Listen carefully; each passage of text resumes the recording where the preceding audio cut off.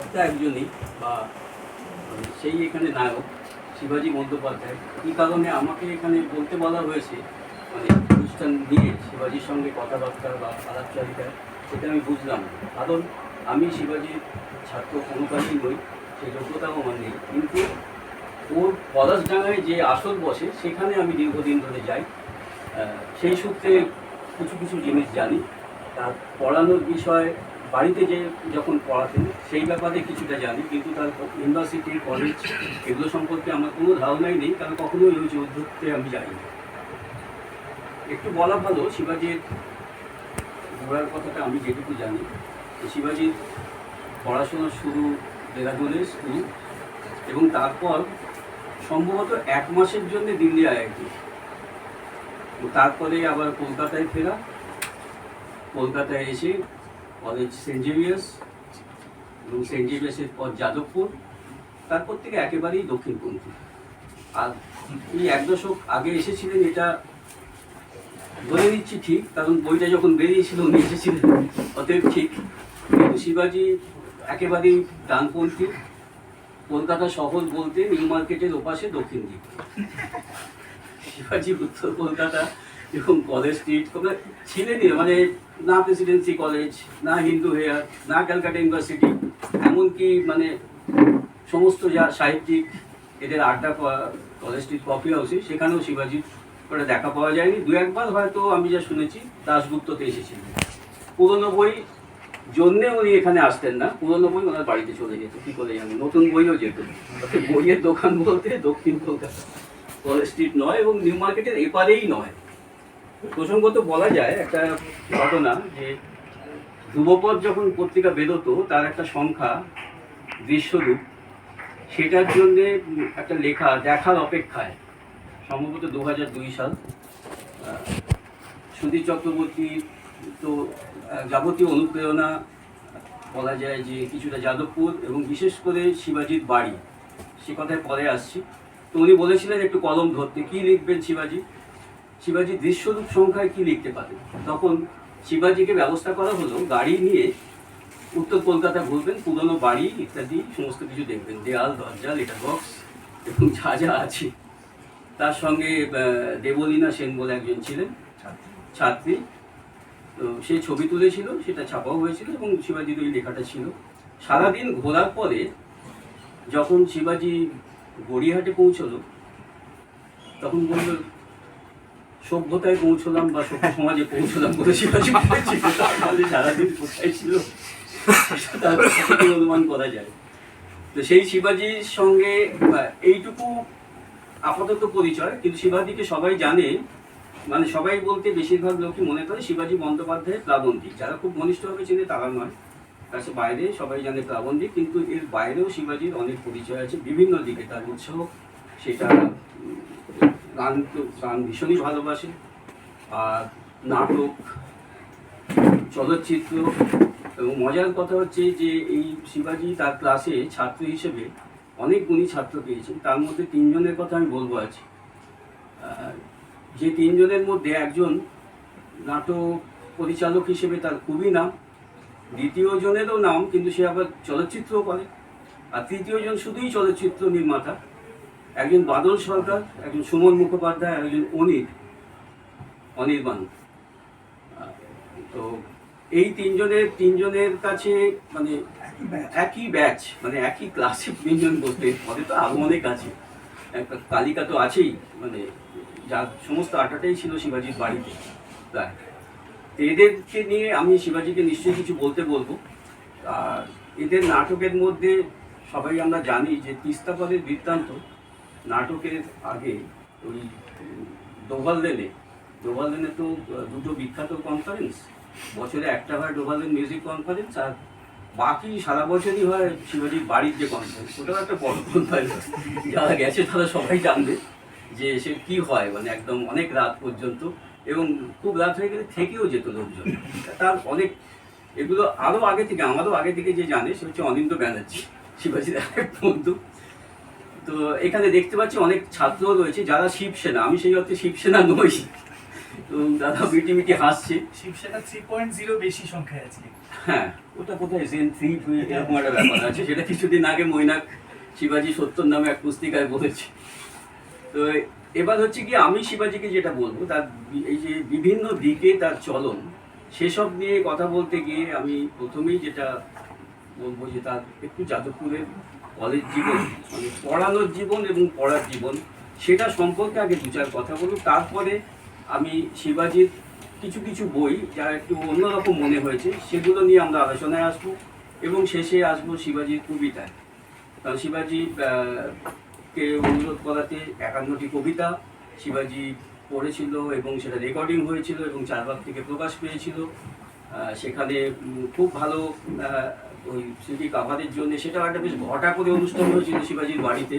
নানা রকম মানে একদম লাইভ ছবি আঁকা হচ্ছে। শঙ্খ বন্দ্যোপাধ্যায় শিবাজির আর এক ছাত্র, অনেক পরে, যাদবপুরের নয়, কিন্তু সে শিবাজির খুব প্রিয় ছাত্র। তার ঘটনাও পরে আসছি। আপাতত আমরা শুরু করি শিবাজির যাদবপুরের যে পড়া এবং পড়ানো। কারণ এখানে বলা ভালো যে আমি, আমার বাড়ির খুব কাছে মানবেন্দ্র বন্দ্যোপাধ্যায় থাকতেন, শিবাজির মাস্টারমশাই। তার কাছে গিয়ে আমি মাঝে মধ্যেই বলতাম যে আপনি শিবাজিকে এই পড়িয়েছেন, শিবাজিকে ওই পড়িয়েছেন, আপনি কেমন ছাত্র হিসেবে কেমন ছিল। তা একদিন আমাকে বলছে, আপনি তো সবসময় বলেন যে আমি পড়িয়েছি, আমরাও কি কম পড়েছি শিবাজির কাছে? এটা হচ্ছে মানববাবুর বক্তব্য। একটু যাদবপুর নিয়ে শিবাজি কিছু বলো আগে, তারপর তোমার লেখা লিখিতে আসবে।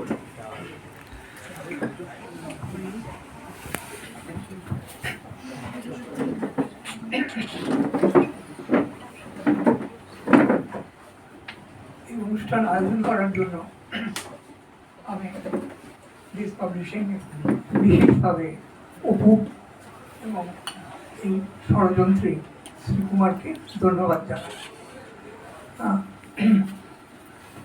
আমার গলা অসম্ভব বসে গেছে, আশা করি খানিকটা শ্রাব্য হবে, পুরোটা আমার কথা শোনা বা বোঝা না গেলেও।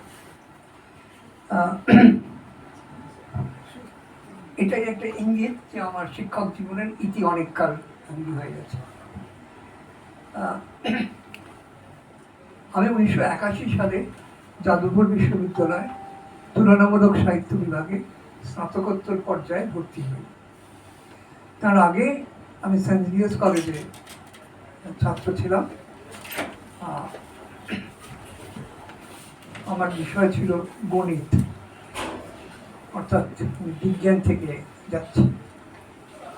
আমার গণিতের পরীক্ষা সেই সময়কার যে অবস্থা ছিল 72-77, যথোচিত ভালো ছিল না, এবং আমি ভেবেছিলাম লেখাপড়ার জিনিসটা ঠিক আমার জন্য তৈরি হয়, এবং আমার কোনো উচ্চাভিলাষও ছিল না, কিছুই না, মানে এক ধরনের মুক্ত পুরুষ। কোনো না না, আমি বলছি যে এই বিদ্যা নামক বস্তুটির প্রতি আমার তখন কোনো তেমন গভীর কৌতূহল ছিল না, কেবল নিজের সুখে নিজের আনন্দে বই পড়া ছাড়া। অনুষ্ঠান একটা আকস্মিক ব্যাপার। আমার পাড়ার একজন বন্ধু যাদবপুরে ইঞ্জিনিয়ারিং পড়তো, সে এসে খবর দেয় যে যাদবপুরে নাকি একটা অদ্ভুত বিভাগ আছে, তার নাম তুলনামূলক সাহিত্য। সেখানে এমনকি ইঞ্জিনিয়ারিং, সায়েন্স, অন্য যে কোনো ফ্যাকাল্টি থেকে ছাত্র ভর্তি করা হয়, কিন্তু পরীক্ষা দিতে হয় তার জন্য আলাদা। তো নিছক আমি কি তুলনামূলক সাহিত্য কি যাদবপুর আমি কিছুই জানতাম না।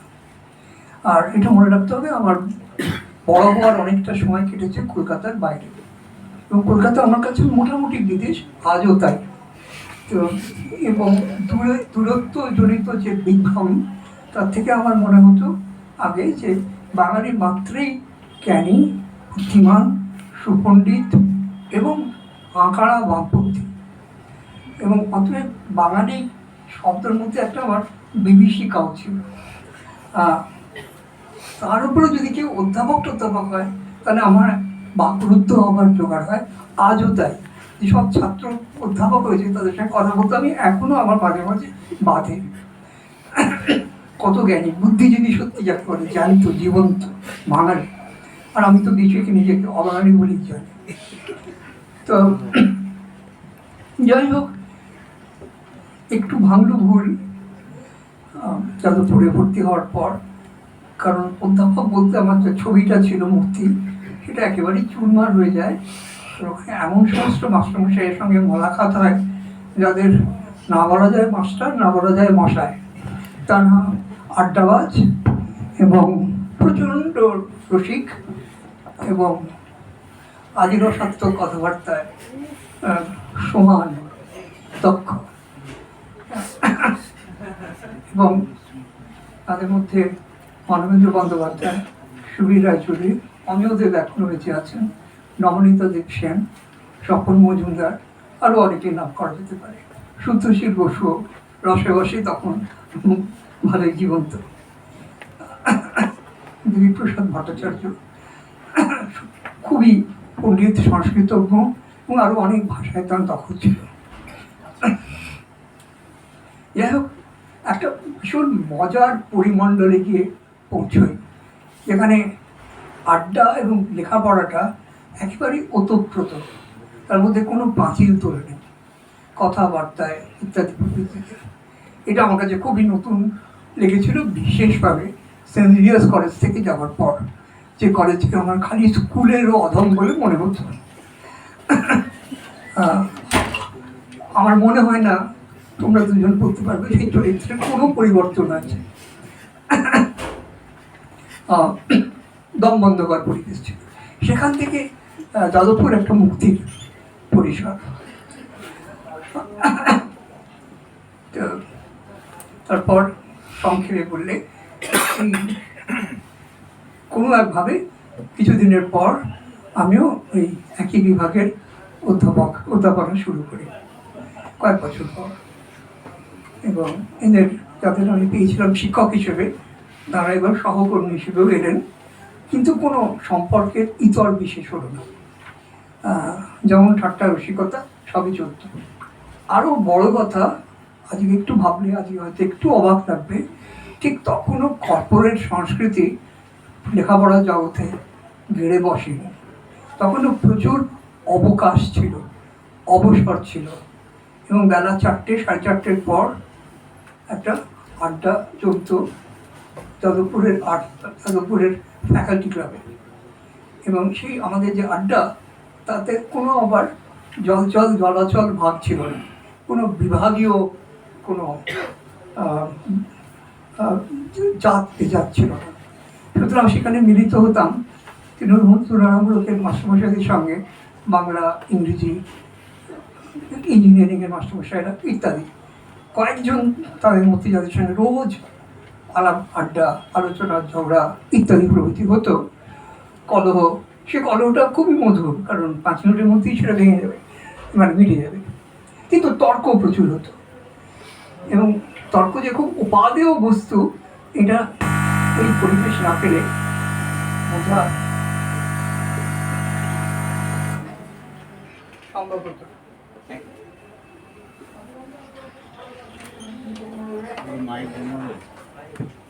মাইক প্রতিবাদ করছে। অমায়িক হয়ে গেছে।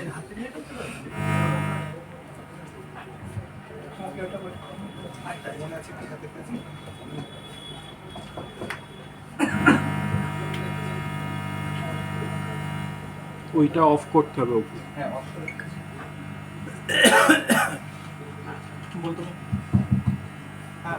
সেই আসরে অনেকেই আসতেন, কয়েকজন নিয়মিত যারা আসতেন তাদের কয়েকজনের নাম বলেছি। বাংলা বিভাগ থেকে শঙ্খ ঘোষ, চিত্তরঞ্জন ঘোষ, পিনাকেশ সরকার, ইংরেজি বিভাগ থেকে মালিনী ভট্টাচার্য, মিহির ভট্টাচার্য, যশোধরা বাগচি, ইঞ্জিনিয়ারিং থেকে অশোক মুখোপাধ্যায়, যিনি সমার্থ শব্দকোষের রচয়িতা, এরকম আরো অনেক বিভাগের। অর্থনীতির সৌরিন ভট্টাচার্য, অবশ্যই তার একেবারে মানে পাকা আসন ছিল। এবং আগেই যেটা বলেছি, এরা সবাই খুব রগুড়ে, সবাই খুব দু অর্থেই ফাজিল, মানে মূল ভাষী সব অর্থে পণ্ডিত, এবং তারা নানা রকম উক্তি বক্তৃত্বে ওস্তাদ। অর্থাৎ এক ধরনের রস ছিল লেখাপড়ার মধ্যে এবং সেই সূত্রে জীবনযাপনে, যেটা হয়তো আজ জানি না আমি, কিন্তু কিরকম আমার সন্দেহ অল্প স্বল্পভাবে শুকিয়ে আসছে। তেমন মজার জায়গা নেই আর লেখাপড়ার স্থল, বিশেষত উচ্চশিক্ষা ক্ষেত্রে, যেটা সব স্কুল থেকে বেরিয়েই সব ছেলেমেয়ের প্রত্যাশা হয় কলেজ জীবনটা একটু অন্যরকম হবে। এখন কিরম যেন মনে হয় সবাই সমধর্মা। হয়তো ভুল আমার, এটা হয়তো বয়স হয়ে যাওয়ার দুর্লক্ষণ। এটা গেল আমার। আর পড়ানোর সূত্রে এটা তো না মেনে উপায় নেই যে সৌভাগ্যক্রমে আমাদের বিভাগ এবং সেই সূত্রে আমি বহু উজ্জ্বল ছাত্রছাত্রী পেয়েছি। কারণ মনে রাখতে হবে, তুলনামূলক সাহিত্য পাশ করলে চাকরির কোনো নিশ্চয়তা নেই, কোনো একাডেমিক চাকরি পাওয়া প্রায় অসম্ভব। এটা জেনেও যারা পড়তে আসতো তারা কিন্তু সত্যি বেশিরভাগই লোক পড়তেই আসতো, এবং এর মধ্যে কোনো বাজারি হিসেব ছিল না। এই কারণেই আমাদের বিভাগে প্রচুর অদ্ভুত ছেলে মেয়ে আসতো, অদ্ভুত কিম্ভূত সব কিছু মিলিয়ে ভীষণ জ্বালাতো। আবার নানা রকম বড় কাজেও তারা যোগ দিয়েছে। সোমনাথবাবু বললেন বাদল সরকার 65 বছর বয়সে আমার ছাত্র হন, ওর জ্যেষ্ঠ পুত্র আর আমি সমবয়সী, একই সালে তো বলছি।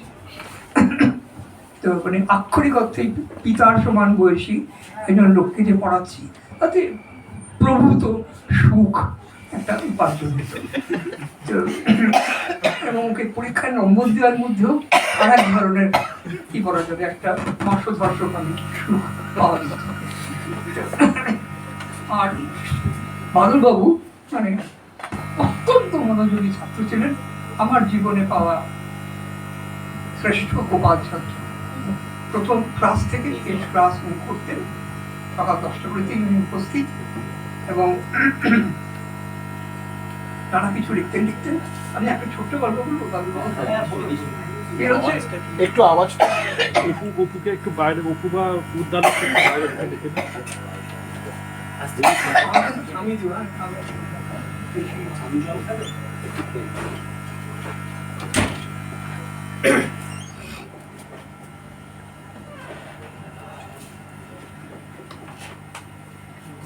পুরনো কাসুন্দিতে ওনার অধ্যাপকদের মধ্যে আপনি এবং নবনীতা দেবসেন ছাড়া কারো প্রশংসা করেননি।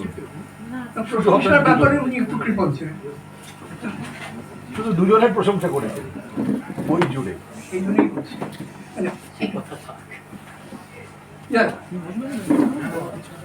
মনে রাখতে হবে উনি বাদল সরকার, আমার জীবনে ইতিমধ্যে অনেক কিছু ঘটে গেছে এবং তার সঙ্গে যারা মোলাকাত করছে তারা নাকি ঠিক ছাত্র হিসেবে দেখছে না, ব্যতিক্রম আমি। তো একটা গল্প বলছি, চাইলে দুটো গল্প বলতে পারি। আমার খুব প্রিয় গল্প বাদলবাবুকে নিয়ে। দেরি হয়ে যাচ্ছে? না না না না,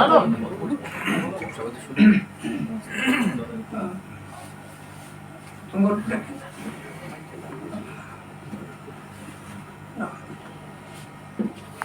ও, একবার উনি বললেন যে উনি সেমিনার দেবেন, ছাত্র সেমিনার নিয়মিতই হয়ে থাকে। তো উনি গ্রিক নাটক নিয়ে একটা সেমিনার দেবেন। তো সেরকম চারদিকে লেখাও হলো, পোস্টার টোস্টার। এখন বাদল সরকার গ্রিক থিয়েটার নিয়ে বলছেন, এই খবরটা কলকাতায় দিকে দিকে রটে গেল এবং লোকে লোকারণ্য, আমাদের লাইব্রেরি ঘর এবং ঘরের বাইরে সবাই ভাবছে যে নাট্যবিদ তাত্ত্বিক বাদল সরকার গ্রিক থিয়েটার নিয়ে বলবেন। তো বলছেন সক্রেটিস আর কার নাটক, স্কাইলাসের নাটক নিয়ে বলছেন। তো আমি মনে হয় প্রশ্ন করেছিলাম যে কিন্তু আপনি যা বললেন এটা তো ইউরিপিডিসের নাটকে নেই। তখন বাবু এই প্রশ্নটা করা যাবে না, এখনো ক্লাসে পড়ানো হয়নি। তারপর তাতেই আর কি অনেকেই খুব আশাভঙ্গ, মোহভঙ্গ, অনেক কিছু একসাথে অনেক লোকের হলো। আচ্ছা, আরেকটা বড় কথা, সেই উজ্জ্বল ছাত্রদের মধ্যে অকাল প্রয়াত হচ্ছে কালিকা প্রসাদ, আকস্মিক দুর্ঘটনায় মৃত্যু। সুমন মুখোপাধ্যায় ওরফে লাল, সুজন মুখোপাধ্যায় ওরফে নীল। লাল নীলকে যে ক্লাসে খুব বেশি পেয়েছি তা বলাটাও ঠিক হবে না, অনেক বেশি বাড়িতেই যা লেখাপড়া হয়েছে, তো মানে আমার বাড়িতে অনেক কিছু। অনিন্দ চিন্ত শৈলজা কেজরিওয়াল বলে একজন অসম্ভব বুদ্ধিমতী ছাত্রী ছিল, খুবই প্রখর বুদ্ধি। এরকম তালিকাটা ইচ্ছে করলে আরো অনেক বড় করা যায়, কিন্তু আমি ব্যক্তিগতভাবে খুবই কৃতজ্ঞ আমার ছাত্রছাত্রীদের কাছে, এবং এত বছর পরেও বহু লোকের সঙ্গে যে এখনো আমার নিয়মিত যোগাযোগ আছে, এটাই আরোই আশ্চর্য। খুবই ভালো, সেটা খুবই স্বাস্থ্যপ্রদ, কোনো সন্দেহ নেই। কাজ করছে ভালো।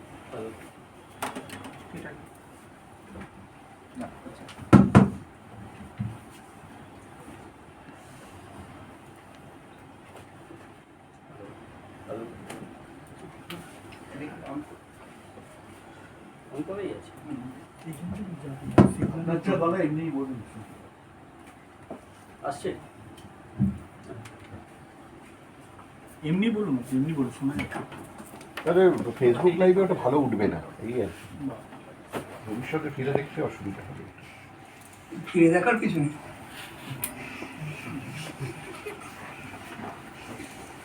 ট্রেনের চাকা তুই বলি এখানে সিঁড়ি গেলে তো অনেক যাচ্ছে না, ক্লাস তো চলছে না।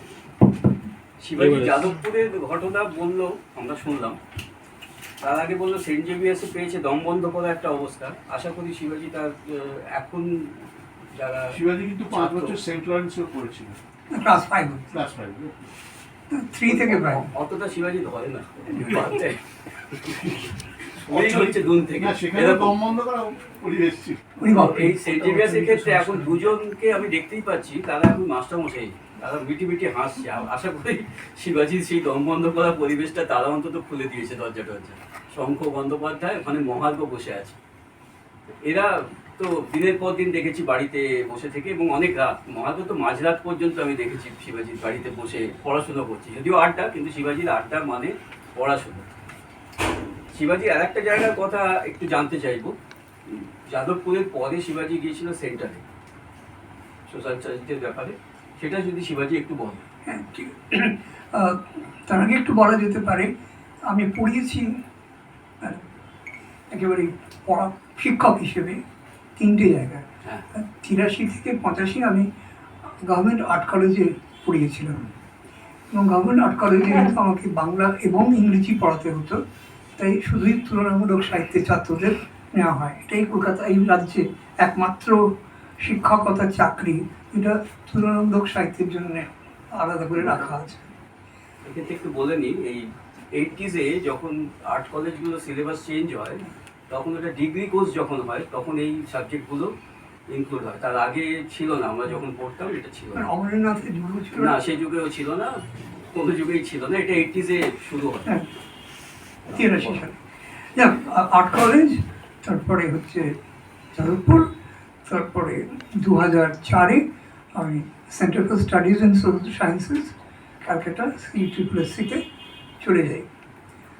সেটা মূলত গবেষণা কেন্দ্র, কিন্তু সেখানেও পড়ানো হতো প্রথমে আর্ট থেকে, পরে সেটা এমফিল কোর্স হিসেবে চালু হয়ে যায়, এবং সেটাও খুবই সফল একটা কোর্স ছিল।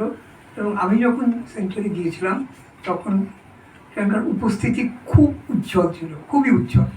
অনেক মাস্টারমশাই, মানে একটা পড়ানোর জন্য অন্তত সংখ্যাটা 25-26 জন হবে, এবং তারা অনেকেই খুবই বিখ্যাত নাম, মানে কয়েকটি নাম শিক্ষা, বলো। ধরা যাক উদয় কুমার কেরালা থেকে ছিলেন, জানকী, লক্ষ্মী সুব্রমণিয়াম, এদের অনেকেই অবাঙালি, কিন্তু অনেকেই খুব ভালো বাংলা জানতেন। লক্ষ্মী তো কলকাতারই মেয়ে, এখানেই বড় হয়েছিল।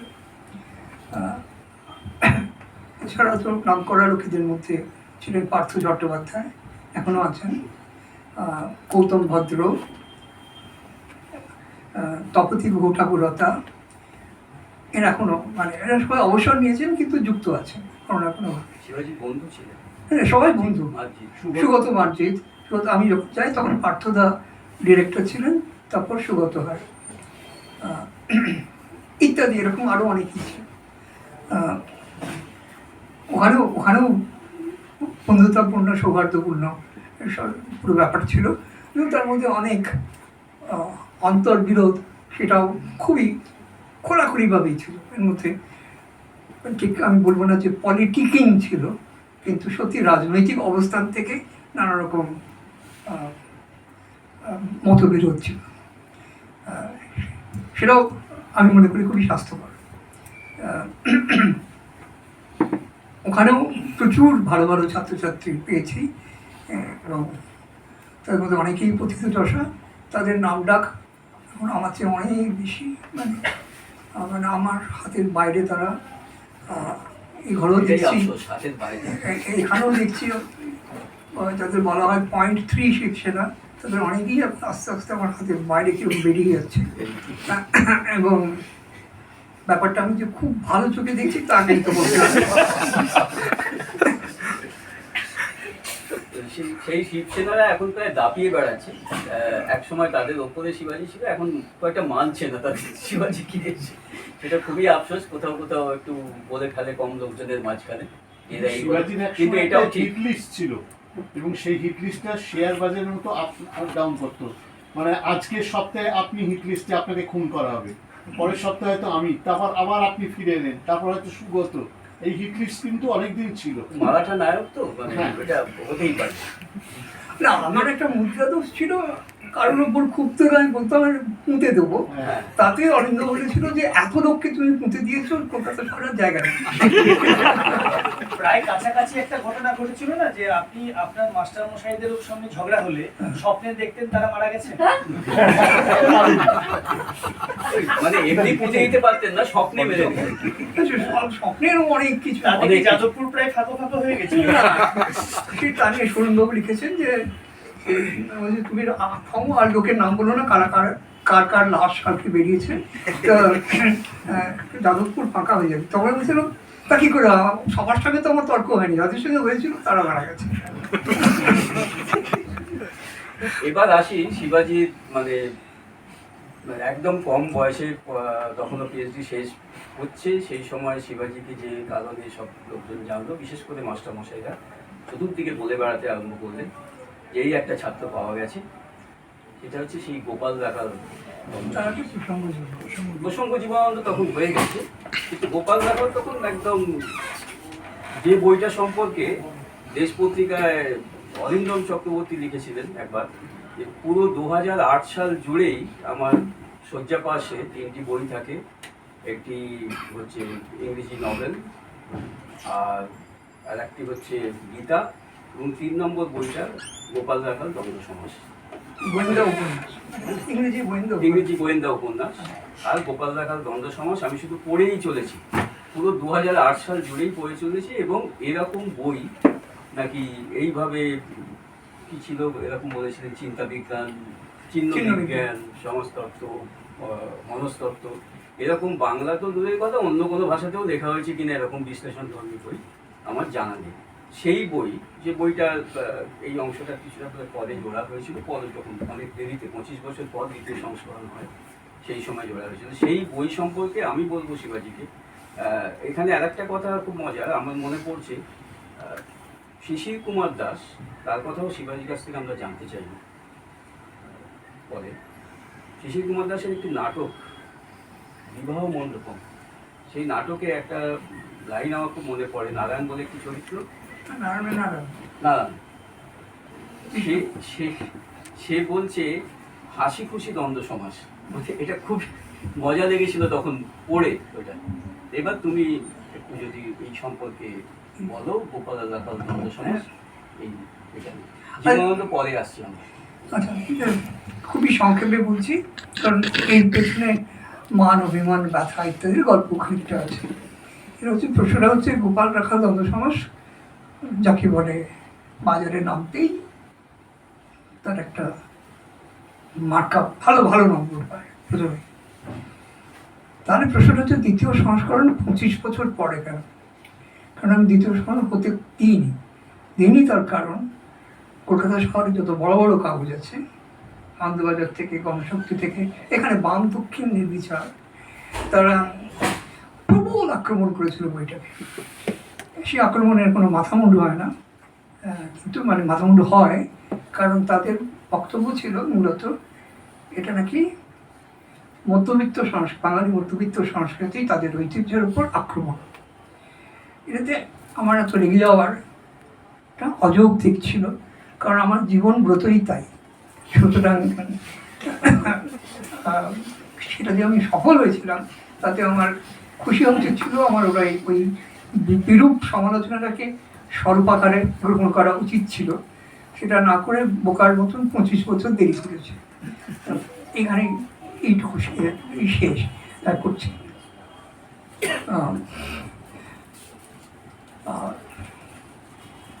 গোপাল রাখাল নিয়ে অনেক কিছু বলেছে, ওটা তা। তো শিবাজির কিন্তু অন্যরা যেমন গোপালকে খুব ভালো বলে, শিবাজি কিন্তু গোপালদেরও অনেক বকাবকি করে, তাদের সম্পর্কেও অনেক কিছু বলে। রাখাল তো আছেই, বরঞ্চ রাখালকেও আমার কিছু কিছু জায়গায় দেখা গেছে ওই শিবসেনার মধ্যে যাদেরকে রাখাল বলে চিহ্নিত করেছে তাদেরকেও আমার মাথায় তুলেছে। মানে শিবাজির কাছে বাদ নেই, আর একটা তফাৎ নেই খুব একটা গোপাল রাখালে, দেখার বেলায় আছে। আর একটা কথা সোমনাথ আমি বলি, সেটা হচ্ছে যে একটা ইতিহাস, এটা সম্ভবত পৃথিবীতে প্রথমবার ঘটেছিল। আপনারা জানেন, শুনলেনও, যে এই গোপাল রাখাল দ্বন্দ্ব সমাসের আদি রূপটি হচ্ছে শিবাজিদার গবেষণাপত্র। একই ওটাই গবেষণাপত্র, মানে পিএইচডি সন্দর্ভ যাকে বলা যেতে পারে। ওটা ছাপা হয়েছিল। তো সেই পিএইচডি ওনার তত্ত্বাবধায়ক ছিলেন মানবেন্দ্র বন্দ্যোপাধ্যায়। তিনি সম্ভবত পৃথিবীর একমাত্র পিএইচডি তত্ত্বাবধায়ক যিনি ছাত্রের যে সন্দর্ভ তার প্রুফটা দেখে দিয়েছে। এটা কোথাও দেখা যায় না। হ্যাঁ, মূলটা কোনদিন পরে যখন বই হয় তখন সে বইয়ের প্রুফটা ছাত্র মাস্টারমশাইকে দিয়ে দেখিয়েছিলেন। উনি বলেছিলেন পৃথিবীতে এরকম কখনো হয়নি, এরকম ঘটনা সত্যি ঘটেনি। 5 বার প্রুফ দিয়েছে। তো প্রথমেই তো পড়া হচ্ছে, আপনার পড়ে নিন। তো যাই হোক, তো গোপাল রাখাল। এবার আমি বলি আমার নিজের পছন্দের দুটো বই, একটা হচ্ছে জীবনানন্দ, যেটা গোপাল রাখালের আগে প্রসঙ্গ জীবনানন্দ, আরেকটি বাংলা শিশু সাহিত্যের ছোট মেয়ে। এই দুটি সম্পর্কে যদি কিছুটা বলো।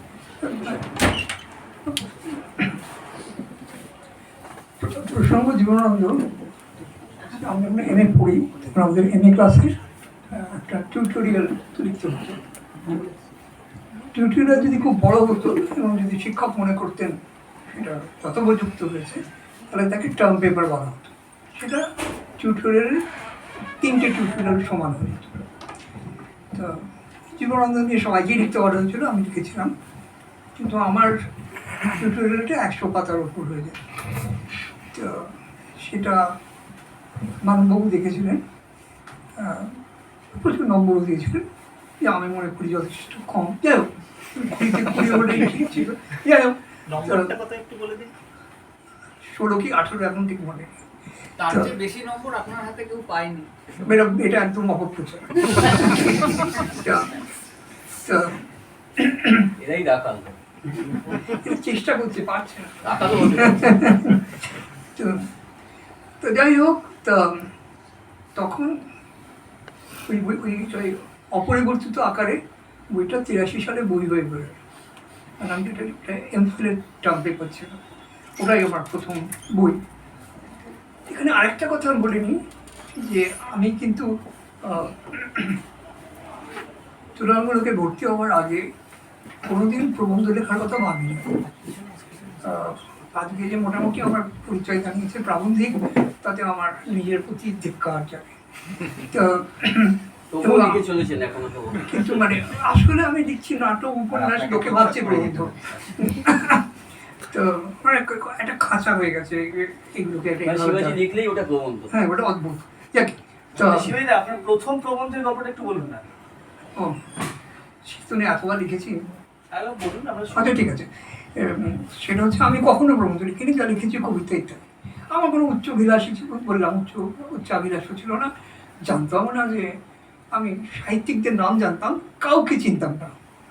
আর এই কথাটা এখানে একটু বলে নিই যে যাদবপুরে ভর্তি হওয়ার বুদ্ধিজীবী বলতে আমি তো বুঝতাম বাঙালি মানে একটা উজ্জ্বল একটা মানে এনলাইটেনমেন্ট, 1800 ইউরোপ জল করছে চোখের সামনে। আমি দেখলাম যাদবপুরে ভর্তি হওয়ার পর ছাত্র হিসেবে যে 6 মাসের মধ্যেই আমিও বুদ্ধিজীবী গণ্য হয়ে গেলাম। তারপর থেকে বাঙালি বুদ্ধিজীবীর প্রতি আর কোনো সংগ্রাম কিচ্ছু আর বাকি নেই। এত সুলভ এই খেতাম। তো যাই হোক, যে প্রথম প্রবন্ধ টিউটোরিয়াল ছিল, সুবীর রায়চৌধুরী দিয়েছিলেন লিখতে, আধুনিক বাংলা সাহিত্যের আর্থ সামাজিক পরিসর বিষয় লিখো। প্রশ্ন ছিল কিন্তু অর্থনীতি এবং সমাজনীতি আধুনিক বাংলা সাহিত্য কীভাবে পড়ব। তো আমি তো ওটা পেয়ে খুবই খুশি। আমি তো ছেলেবেলা থেকেই বলে আসছি রামমোহন টু রবীন্দ্রনাথ, রে টু রয়, রয় টু রে, সত্যজিৎ রায়, এই যে রেনেসাঁসের নামগাথা নামগান, তাতে কি আমি অনভ্যস্ত? এটা এই জন্যই তো আমার মধ্যে বাঙালি বুদ্ধিজীবী, বাঙালি মেধার প্রতি এত গভীর আকর্ষণ, পরে সেটা বিকর্ষণের কারণ হবে। তারপরে আমি একটা মানে উচ্ছ্বাসময় একটা লেখা লিখলাম। ভাবলাম এটা পড়ে শুরু বললেন, এতদিন কোথায় ছিলেন ওমা। পড়ে বললেন যে তুমি তো দেখছি বেঙ্গল রেনেসাঁসকে মাউন্ট এভারেস্টে চড়িয়ে দিয়েছ, তুমি যা লিখেছো 4 মাস, তোমার পাওনা হচ্ছে গোল্লা। এবার আবার দেখো, আমারও যতই রোগা ক্ষীণ খর্ব হই, অহং বলে একটা জিনিস আছে, তাতে এমন টুম করে ব্যাপারটা লেগেছিল, রাগে ক্ষোভে ক্রোধে জ্বালায় আমি দরজা জানলা বন্ধ করে শুধু বই পড়তাম। আমার মনে হয় না ওই 1 মাসে আমি যত বই পড়েছি আর কখনো হয়েছে। তখনই আমি প্রথম মার্কস পড়ি, আগে আমার মার্কস কোনো সম্পর্ক, কোনো পরিচয় ছিল না, এবং কৃষক আন্দোলন ইত্যাদি পড়ি, চিরস্থায়ী বন্দোবস্তের ইতিহাস দেখি। তারপর লেখাটা সম্পূর্ণ চরিত্র পাল্টে যায় এবং খুব লম্বা 30 পাতা টম পেপারের পক্ষে হয়ে সেটা আমি জমা দিই। ওটা একটানে সুবিবাবু পড়ে বলেন, তুমি কি মার্কসিস্ট নাকি নম্বর পাওয়ার তোলার আশায় মার্ক্সবাদী হয়েছ? তাই না, কিন্তু আমি খুব সৎ প্রকৃতির ছেলে, এটা আমার অসাধুতার মধ্যে কোনো কল্পনার কোনো প্রয়োজন নেই। তো এইভাবে আমার আর কি প্রবন্ধ লিখন শুরু, যার প্রথমে রয়েছে একেবারেই একটা বিসর্জন, পেরে দিতে হবে, ভুল হয়েছে, পুরো চিন্তার খোলসটাই কাঠামোটাই পাল্টানো দরকার। আমার মনে হয় না আমি যাদবপুরে নামকে দিলে আমি চিরকাল যেমন আগে বিগ্রহ পূজা করতাম, সেই বিগ্রহ পূজার ধারাবাহিকতাতেই আমার জীবন কেটে দেবে। আজ যে আমি একটু কালো পাহাড়ি মনোভাব সম্পন্ন, তার কারণ তুলনামূলক সাহিত্য বিভাগ, দায়ী তুলনামূলক সাহিত্য বিভাগ, দায়ী বা দায়িত্ব তোমার মার্কস নিয়ে আমি তোমার কি নাম লিখেছিলাম? ও হ্যাঁ, আমি যেহেতু সব বিষয়ে মন্তব্য করি, জানি বা না জানি, তো এই জন্য অনিন্দ, বাঙালি বুদ্ধিজীবীরা কি তাই করে? আমি ওদের সম্পর্কে বলতে পারছি। অনিন্দ কথায় কথায় ফুট কাটে, একটু শিবরামি রোগ আছে, পানদোষ। তো অনিন্দ আমার নাম দিয়েছিল, এটা খুব খেটে গেছিল বাজারে, এটা হচ্ছে মার্কসিস্ট নয়, রিমার্কসিস্ট।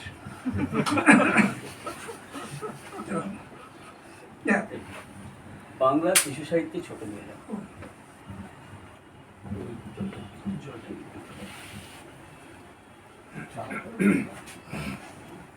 কিছু করবে না, ঠিক আছে।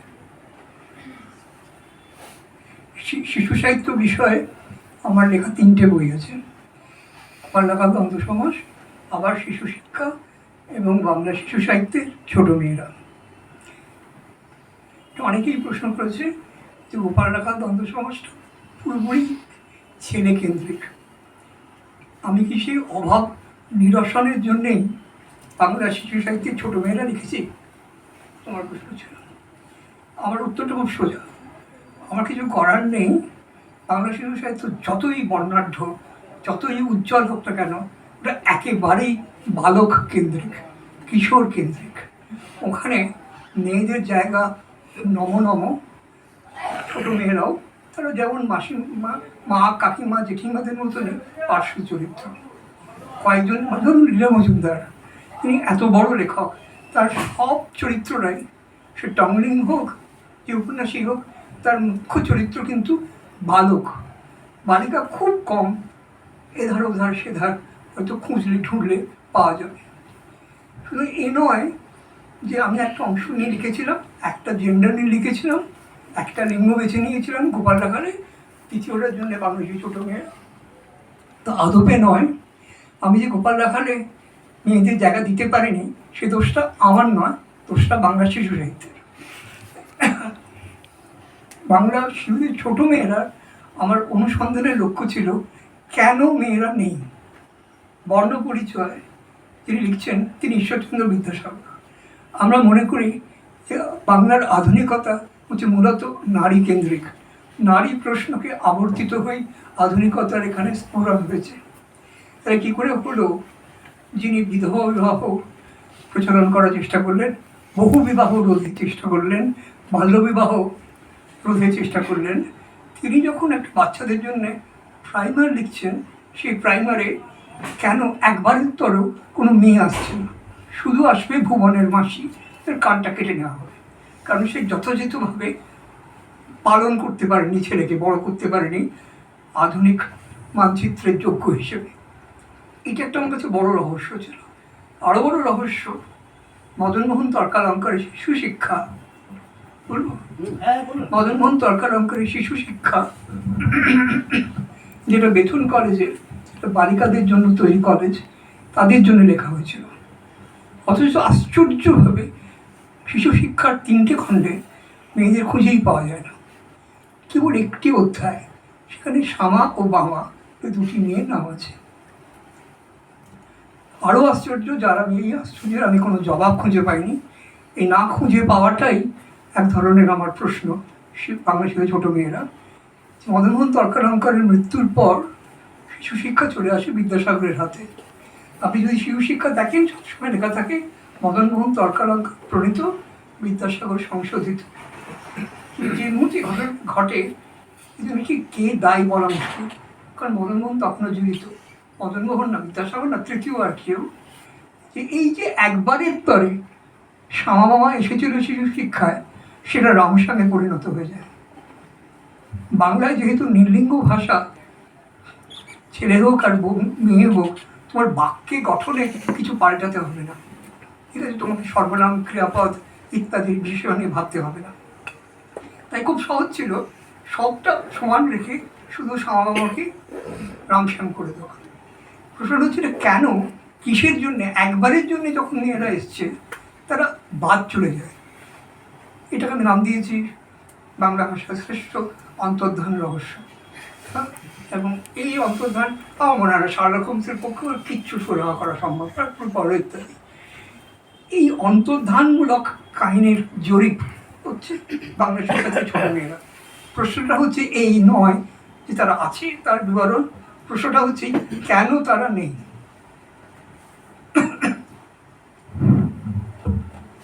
এটা গেল পড়াশোনার। এবং এখানে একটা জিনিস আমার মনে হয়, যারা শিবাজির যাদবপুরের ক্লাসে বা সেন্টারে বসেনি তারা কিছুটা হয়তো আন্দাজ করতে পারছেন যে শিবাজির ক্লাসে ঢুকলে সেই ক্লাসে কীভাবে তিনি পড়াতেন। মানে এইটা কিন্তু একদমই ক্লাস নিচ্ছেন, মানে এরকমভাবেই, মানে এটাই পড়ার স্টাইল গায়ে, এবং মুগ্ধ হয়ে লোকে শুনতো, আমি যা শুনেছি। আমি তোমার প্রমাণ পাচ্ছি না। তোমার এরকমই ছাত্ররা তো ওখানে তোমার কাছে এভাবেই উঠতো, হাসতো, সব কিছুই বলতো, বলার স্বাধীনতা ছিল। আমাদের সময় অন্য কোনো কলেজে বা কোথাও এটা ছিল না, তোমার ক্লাসে ছিল, তোমার ছাত্ররাই পড়েছে। এই পরে আসি শিবাজির পড়াশোনার বাইরে গিয়ে, মানে এই যাদবপুর সেন্টার ইত্যাদির বাইরে গিয়ে, সেটা হচ্ছে শিবাজির বাড়িতে আমি বিভিন্ন জনকে বিভিন্ন সময় দেখেছি, এবং সবাই গুণী মানুষ। তার মধ্যে কয়েকজনের কথা আমি উল্লেখ করবো, তাদের কথা কিছু জানতেও চাইবো শিবাজির কাছে। যেমন আমি বিখ্যাত পৃথিবীখ্যাত দার্শনিক আগামবেনকেও দেখেছি সেই বাড়িতে আড্ডা মারতে আসতে, তুমুল আড্ডা মেরেছেন কয়েকদিন। সেরকম দুজন লোককে আমার খুব মনে আছে, একজন কুমার সাহানি আর একজন বিমান সুন্দরম।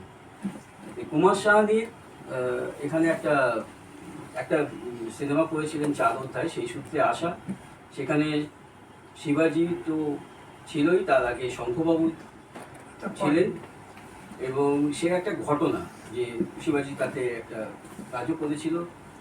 ছবিটা যারা দেখেছেন তারা বুঝতে পারবেন, না দেখলেও আজকে গল্পটা শোনার পর যদি দেখেন তাহলে আমার মনে হয় যে একটু ভালো লাগবে। আমি শিবাজিকে অনুরোধ করি যে 4 অধ্যায়, কুমার সাহানি, শিবাজি এবং শঙ্খবাবু এই একটু ঘটনাটা বলতে। আচ্ছা, ঠিক আছে, তার আগে আগামবেনের গল্পটা বলছি। উনি ইতালিয়ান দার্শনিক, উনি সেন্টারে এসেছিলেন বক্তৃতা দেওয়ার জন্য। আগামবেন এখন এত খ্যাতি তার বিশ্বময় যে আমাদের সেন্টারের যে হলঘর সভাঘর তাতে লোক আঁটত না, তাই সামিয়ানা টাঙিয়ে বিয়েবাড়ির মতন একটা মাঠের ব্যবস্থা করা হয়েছিল, সেই বিশাল লোকজন। তা এখন উনি অতিথি আগামবেন, সুদূর ইতালি থেকে এসছেন, কিন্তু তার একটা কানে গেছে একটা কথা, সেটা উনি সমাজতাত্ত্বিক দার্শনিক বলেই যাচাই করে নিতে চান যে বাঙালি নাকি খুব আড্ডাবাজ জাত। তো উনি আড্ডা জিনিসটা দেখতে চান, আড্ডা অ্যাজ এন ইনস্টিটিউশন, প্রতিষ্ঠান হিসেবে উনি এটার একটা সরেজীবন তদন্ত করতে চান। তো কলকাতার বেস্ট আড্ডাখানায় পৌঁছে না গেছে। না, তখন এটা উনি পার্থ চট্টোপাধ্যায়কে বলেন। তখন পার্থ দা আমাকে ডেকে বলেন, এটা তো এক করা সম্ভব হবে না, মানে কী করে দেখায়, একটাই উপায় আছে, তাড়াতাড়ি সেরে ফেলা, তোমার বাড়িতে একটা আড্ডা বসিয়ে দেয়। খুবই দূরদৃষ্টি সম্পন্ন পার্থ। এবং তাড়াতাড়ি তালিকা তৈরি করো, এবং আমার বাড়িটা তো বিশাল নয়, ছোটো, এবং সেই অনুসারে লোকজন 50-60 জনের বেশি হবে না, একটা তালিকা করো, এবং আর যারা ঢুকে পড়তে চাইবে তারা যাতে না আসতে পারে বাইরে রক্ষী টক্ষী ব্যবস্থা করা হয়েছিল। সেন্টারের দুজন অধ্যাপককে বলেছিলাম, আগামবানকে তোমরা আমাদের বাড়িতে নিয়ে আসবে, আমার বাড়িতে, তারপর ওখান থেকেই নেমে যাবে, আর এখানে জায়গা নেই। তো সেই কারণেই আগামবানের বাড়িতে উপস্থিতি। আর বিমান আর কুমার দুজনেই সম্প্রতি মারা গেছেন, সম্প্রতি মানে 1 বছরও হয়নি। তাদের সঙ্গে আমার রীতিমতো দোস্তি। বিমান সুন্দরম এসেছিলেন ভারতের 50তম স্বাধীনতা উপলক্ষে ভিক্টোরিয়া মেমোরিয়ালে হিস্ট্রি, বেঙ্গল হিস্ট্রি নিয়ে একটা প্রজেক্ট করেছিলেন, পুরো দরবার হলে, ইনস্টলেশন আর্ট। এটা বিরাট বিপুল ব্যাপার।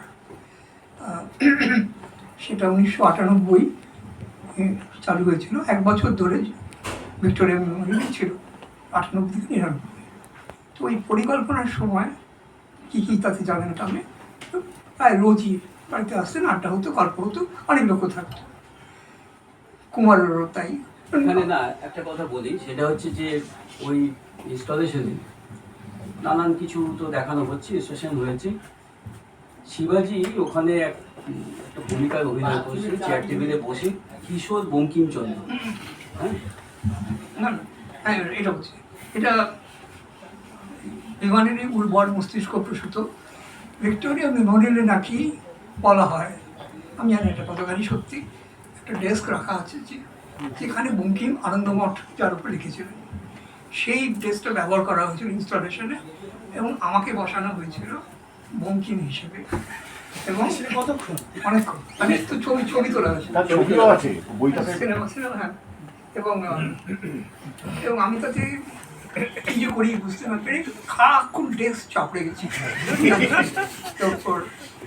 এবং তার পাশে এত ভয়ানক দুষ্টরূপ বলে বঙ্কিমের একটা ছবি খুব পুরনো তুলে দিয়েছিল, রোগা ছিপছিপে বঙ্কিম, ঈষৎ মত্ত, দেখাবার জন্য যে ওর অভিনেতা নির্বাচনে ভুল হয়।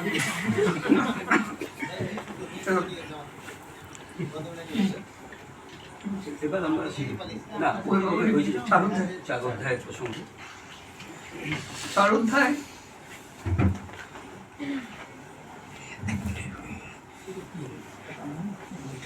তিনে তুলেছিলেন। টেনে নিয়েছি।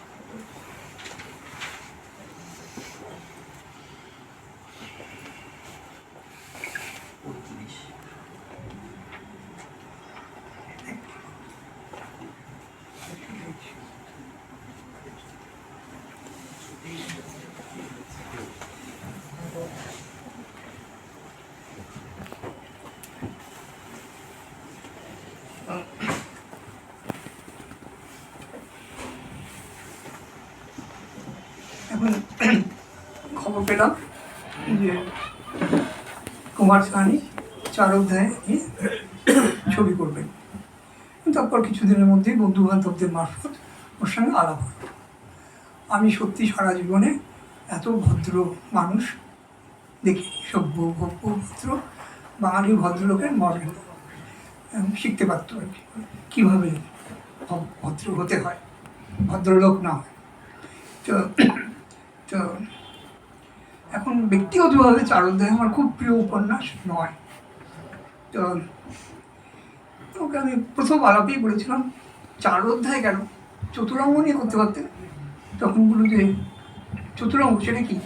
তখন আমি গল্পটা সংক্ষেপে বললো, বাহ খুব ভালো, তো দুটোকে মিশিয়ে দিই। না না না, এটা বললে মহাবিপাক হবে। তো এখানে অবস্থায় তখনও শুটিং হয়ে গেছে, সম্পাদনার কাজ চলছে। আমি তখনও একটা শটও দেখিনি। তোমার বাড়িতে গেলেন সকালবেলা, উস্কো চুল, কাট কাট ভাব। যে ভদ্রলোককে দেখে আমি ভেবেছিলাম ভদ্রলোকও কিছু নয়, তাকে হঠাৎ একটু তেলিয়া মেজাজি দেখে মনে হলো এই 4 অধ্যায়েরই ফল।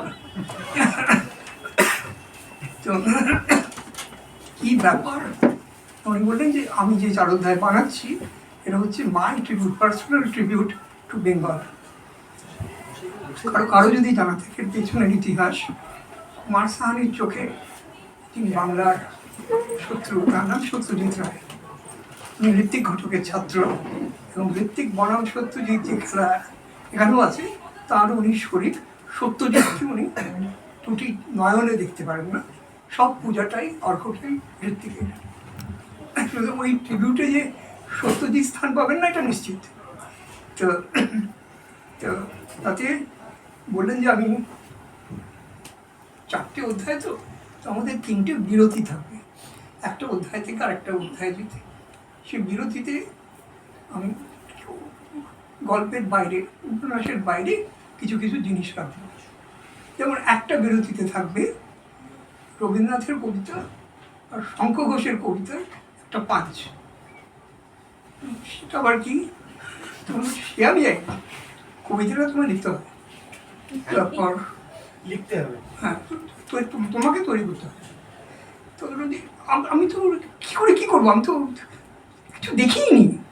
তুমি এবার বেরিয়ে যাচ্ছ যখন বলে কি আছে আপনার এই অসামান্য বিরতির সময়, কি মেটাফর কি কৃষি করবো, বললেন হ্যান্ডস, এটা চলে গেলেন। এবার এত ঘাম ঝরছে, তারপরে কি করি, কিন্তু ওই হ্যান্ড শব্দটা ওদের দিনই আসবেন বলছে। না, পরের দিন না, 3 ঘন্টা সময় দিয়েছিল। 3 ঘন্টা। 3 ঘন্টার মধ্যে আসছে। ইতিমধ্যে শঙ্খ ঘোষের সঙ্গে কথা বলা হয়ে গেছে, শঙ্খ ঘোষ আগামীকাল গিয়ে রেকর্ড করবেন। কী রেকর্ড করবেন সেটা আমাকে তৈরি করতে হবে এখন। তো এরকম আবদার, এরকম রাগে মুখ তুমকে চলছে। তারপর উনি কিন্তু ওই হ্যান্ড শব্দটা আমাদের একটা রাসায়নিক ক্রিয়ার জন্ম দেয়, যার ফলে আমার আপনাকে মনে পড়ে যায় আসবে যদি শূন্য হাতে। তখন ভাবলাম এই গানটাকে কিন্তু খেলা করে, এই গানটাকে আমি ভাবলাম আমার নিজের বৌদ্ধিক মতামতে রবীন্দ্রনাথের গানে যে 4টে তুক, স্থায়ী, অন্তরা, সঞ্চারী এবং আবহ, তার মধ্যে 4টে ভাগে 3-এর কোয়ার্টার, 3-এর 4 রবীন্দ্রনাথকে দিয়ে দেওয়া হয়, 1-এর 4 শঙ্খ ঘোষ। তো সবচেয়ে মজা হচ্ছে রবীন্দ্রনাথের গানে সচরাচর গানটা বাঁক নেয় 3য় তুকে, সঞ্চারিতে। তখন ঠিক করলাম এদিক ওদিক সরিয়ে টরিয়ে সঞ্চারিটা ফাঁকা করি শঙ্খ ঘোষের জন্য। আমার স্থায়ী অন্তরার আবক এই গান থেকেই তৈরি করব। তারপর কি করি, শঙ্খ ঘোষের রচনা সংগ্রহ নামিয়ে পাতা উঠতে শুরু করে চোখ আটকে যায় ভূমধ্য সাগর কবিতায়। কুমার শানু চলে গেছেন, কেটেছে মোটে 15 মিনিট, আমার পাঞ্চ তৈরি হয়ে গেছে। সেই পাঞ্চটা এই: আসবে যদি শূন্য হাতে, আমি পাইতে কি ভয় মানে, জানি জানি বন্ধু জানি, তোমার আছে তো হাতখানি। আধার থাকুক দিকে দিকে, আকাশ অন্ধকারা, তোমার পরশ থাকুক আমার হৃদয় ভরা। তুমি ব্যক্ত করো আর্দ্র হাত, এসো সব সাজ